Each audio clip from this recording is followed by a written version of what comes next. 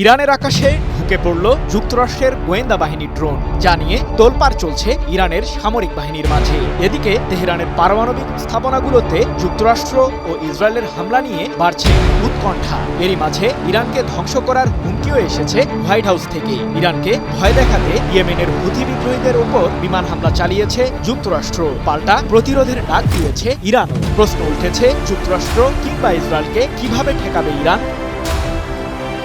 বিশ্বের বিভিন্ন দেশে তেল রপ্তানি করে অর্জিত অর্থ দিয়ে পারমাণবিক ও ক্ষেপণাস্ত্র কর্মসূচি এগিয়ে নিচ্ছে ইরান, এমন অভিযোগ মার্কিন প্রেসিডেন্ট ডোনাল্ড ট্রাম্পের। সে লক্ষ্যে মধ্যপ্রাচ্যের দেশটির ওপর আবারও নিষেধাজ্ঞা জারি করেন মার্কিন শাসক, যার ফলে মার্কিন ডলারের বিনিময়ে কোনো ধরনের আর্থিক লেনদেনের কাজ করতে পারবে না তেহরান। তবে চীনা মুদ্রা ইউয়ান ব্যবহার করে বেইজিং এর সাথে তেল বাণিজ্য সম্প্রসারণ করেছে ইরান। এদিকে পরিস্থিতি বেগতিক দেখে পারমাণবিক ইস্যুতে সমঝোতায় আসতে ইরানকে চিঠি পাঠিয়ে ডোনাল্ড ট্রাম্প। অন্যথায় দেশটিতে সামরিক হামলার হুমকিও দিয়েছেন নিজেকে শান্তির দূত আখ্যা দেয়া ট্রাম্প।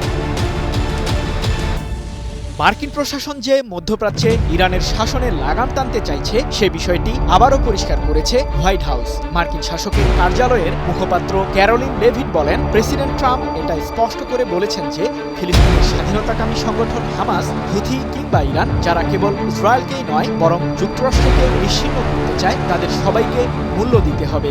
আমরা সবাইকে ধ্বংস করব। যুক্তরাষ্ট্র কিংবা ইসরায়েলের যে কোনো আগ্রাসনকে চূড়ান্তভাবে মোকাবিলা করার ঘোষণাও দিয়েছে ইরান। এ প্রসঙ্গে ইরানের পররাষ্ট্র মন্ত্রণালয়ের মুখপাত্র ইসমাইল বাঘাই বলেন, ইরান নিঃসন্দেহে তার আঞ্চলিক অখণ্ডতা এবং জাতীয় নিরাপত্তার বিরুদ্ধে যে কোনো আগ্রাসনের কঠোর জবাব দেবে। এমন উত্তেজনামূলক পরিস্থিতির মধ্যেও চুপ করে থাকল না যুক্তরাষ্ট্র। এবার ইরানের আকাশসীমায় যুক্তরাষ্ট্রের MQ-4C মডেলের একটি গোয়েন্দা ড্রোন ঢুকে পড়ার অভিযোগ উঠেছে। তবে ড্রোনটিকে সফলভাবেই প্রতিহত করেছে ইরানের সামরিক বাহিনী।